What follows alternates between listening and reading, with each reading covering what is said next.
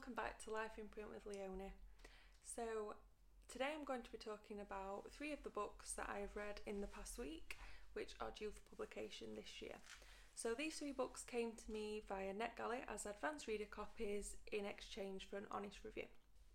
So the first novel that I'm going to talk about today is How to Be Human by Paula Carcosa.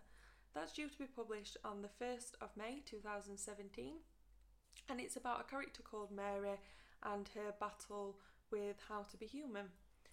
So Mary is a young woman who really personifies some of the troubles that we go through as young people today, particularly towards women in their 20s to early 30s who are having problems with their jobs, perhaps with their relationships. Mary's living in London and she's being plagued by urban foxes, or as it becomes, a fox.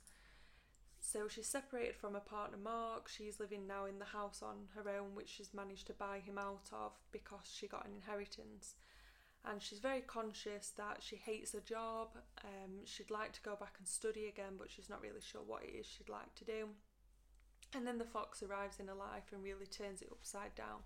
Now, I'm a big believer in no spoilers, so I don't want to say too much about the storyline, but what I will say is that it is very much a story of humanity, and particularly I think mental health that follows after a separation or after you've become isolated. Mary hasn't really got any friends. She says herself that they kind of drifted away when they had babies, and particularly when she separated from Mark and sort of became isolated, invitations began to dry up because she wasn't going to them, to the places that she was invited to.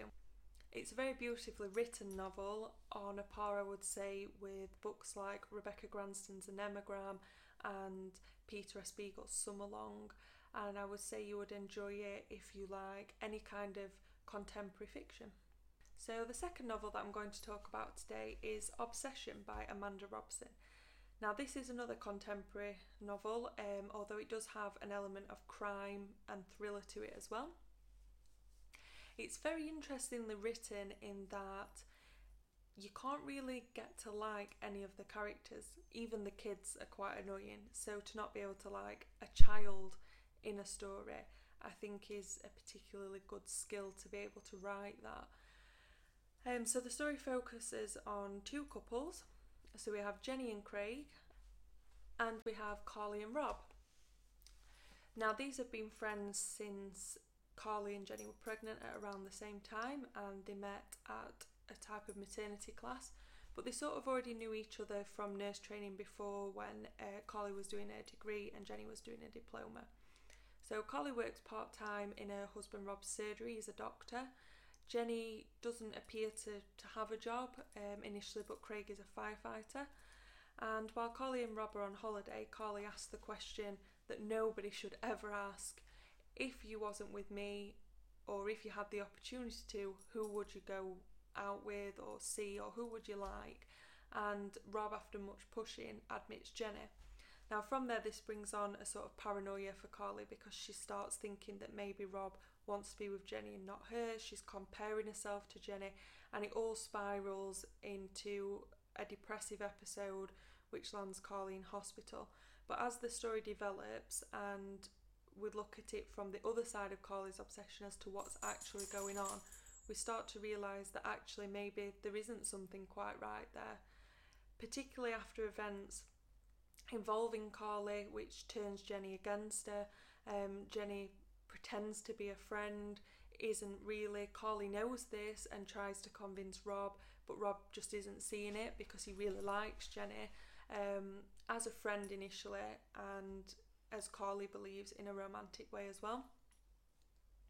Moving on from that, they also think that Carly is still suffering with a mental health, so what she says isn't particularly credible.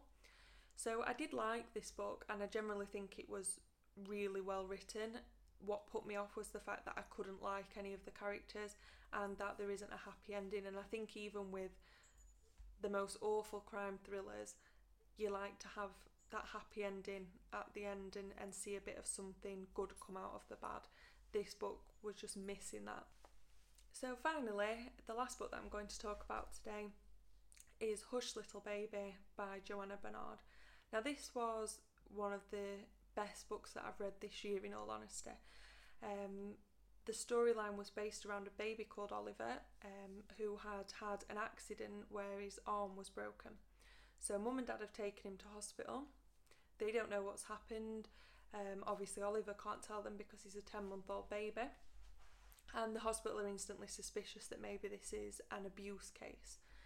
So social services get involved and they take Oliver away to live with his grandparents until the case goes to family court and it's decided whether or not either the mother or the father did injure Oliver. Now, on the night in question, Sally was out drinking with friends from work. First night out after having a baby, glad to have a break. She did have some postnatal depression, so obviously this is now going against her because the social services are looking at that as the potential of, would she have hurt a baby because she was tired, because she was stressed, like most parents who have a new baby in the house. Husband Richard has a history of violence and rage, so they're very much looking at that as well. And Martha, the teenage daughter from Richard's previous marriage, is keeping stum about everything because she knows her dad wasn't in the house that night and that Sally doesn't know. So they're all keeping secrets, and the only character it feels like you can really trust there is Sally, who just seems to really want a baby back. But not everything's quite as it seems, is as much as I will say on that. It is a gripping story, even though it's not very fast paced. It moves at a pace that's really nice, very easy to follow, but keeps you gripped as well, so you don't want to stop reading it because you know something's not right. It's the first book by Joanna Bernard that I've actually read, and it is due to be published on the 1st of May this year. But I will definitely be reading more of the books going forward if they're on a par with that one. So thanks for catching up with me, Leonie, from Life in Print with Leonie. As you can see, I have new bookshelves and I've been able to put all my little characters on them now. So because I now have so much space on my bookshelves, I will be running a book haul very shortly in order to get them filled. So I hope that you will come back and check the book haul out. You can do that easily by hitting the subscribe button at the end of this video so that you'll get an email notification next time a video gets posted. You can also follow me on Twitter, visit my WordPress site to read written reviews on my blog, and you can like my page on Facebook as well. Thank you for visiting.